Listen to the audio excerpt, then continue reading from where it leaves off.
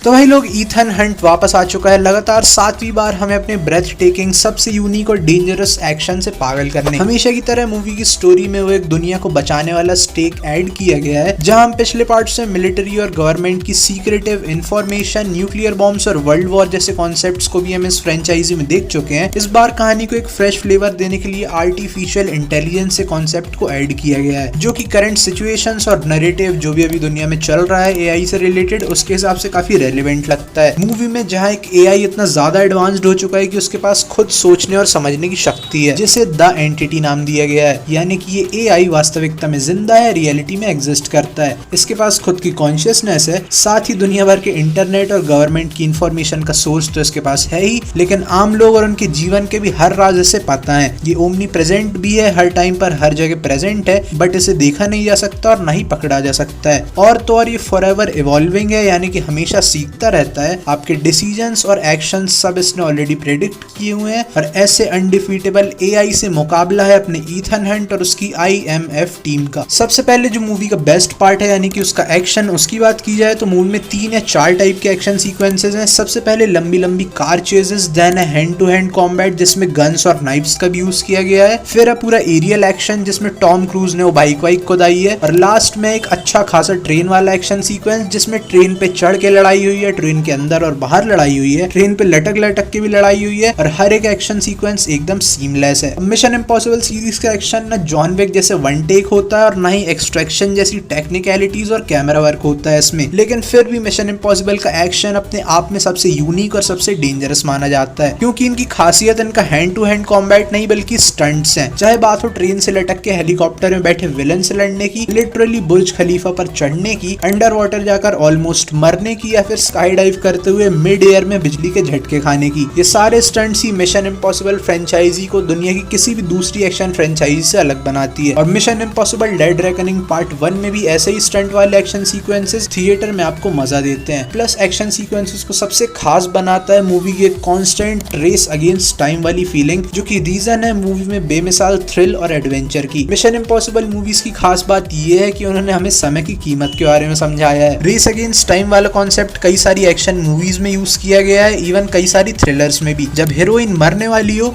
और hero slow motion में उसके पास भाग के जा रहा हो। बेस्ट एग्जांपल डार्क नाइट का वो सीन जब बैटमैन को रेचल डेविस और हार्वी डेंट को बचाना होता है। उस टाइम जिस थ्रिल और एडवेंचर की फीलिंग को ऑडियंस एक्सपीरियंस करती है, यही सेम फीलिंग मिशन इम्पॉसिबल की हर एक मूवी में है, और इस फीलिंग का मल्टीपल टाइम्स काफी खूबसूरती से एक ही मूवी में यूज भी हुआ है। And same goes for dead reckoning part 1। Movie में एक्शन शुरू से लेकर आखिरी तक है, वेल कोरियोग्राफ्ड है और काफी ज्यादा रियलिस्टिक फील भी होता है, और इसीलिए मूवी तुम्हें ज्यादा बोर नहीं करेगी। परफॉर्मेंस की बात की है तो टॉम क्रूज का उनका हर एक स्टंट खुद परफॉर्म करना उनके एज एन एक्टर डेडिकेशन और पैशन को डिफाइन करता है, चाहे वो एक पहाड़ से छलांग लगा देना हो या फिर एक चलती ट्रेन पर लटक के एक्शन करना हो। टॉम क्रूज की परफॉर्मेंस हर एक मूवी में खतरनाक होती है, साथ ही उनकी स्क्रीन प्रेजेंस इतनी डोमिनेटिंग है कि वो मोस्ट ऑफ द एक्टर्स को एफर्टलेसली ओवरशैडो कर देते हैं। जिस स्वैग से उन्होंने ईथन हंट के कैरेक्टर को प्ले किया है और जिस हिसाब से कैरेक्टर लिखा गया है, वो ईथन हंट को एक जीता जागता प्रतीक बनाता है अच्छाई का। मूवी में Hayley Atwell, Rebecca Ferguson, Vanessa Kirby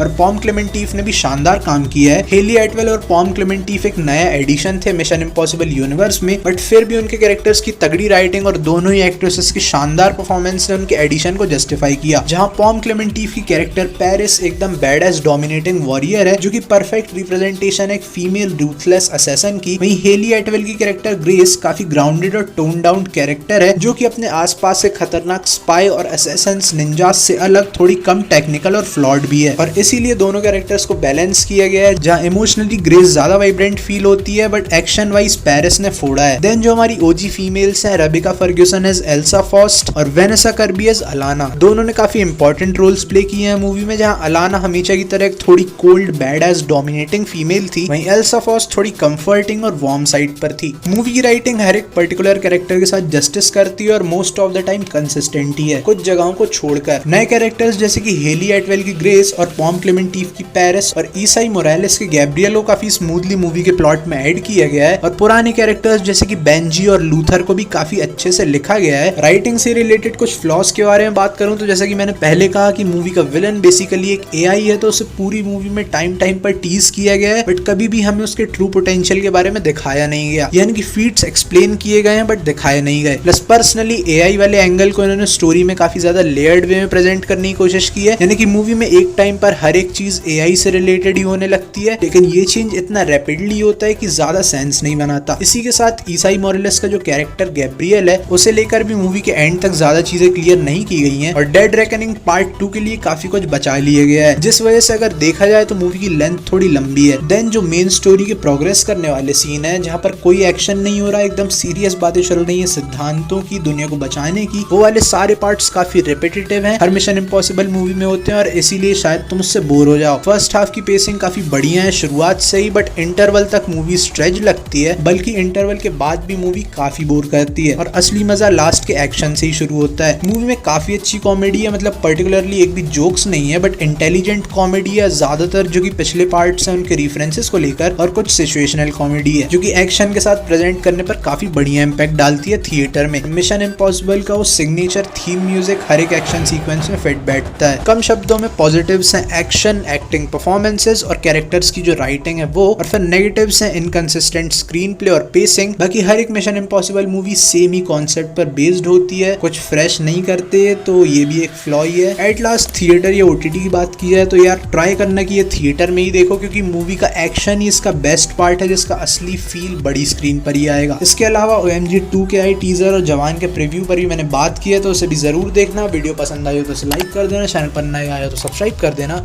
और अपने दोस्तों से भी वीडियो शेयर कर देना। I will see you all very soon, till then keep watching Indian nuts.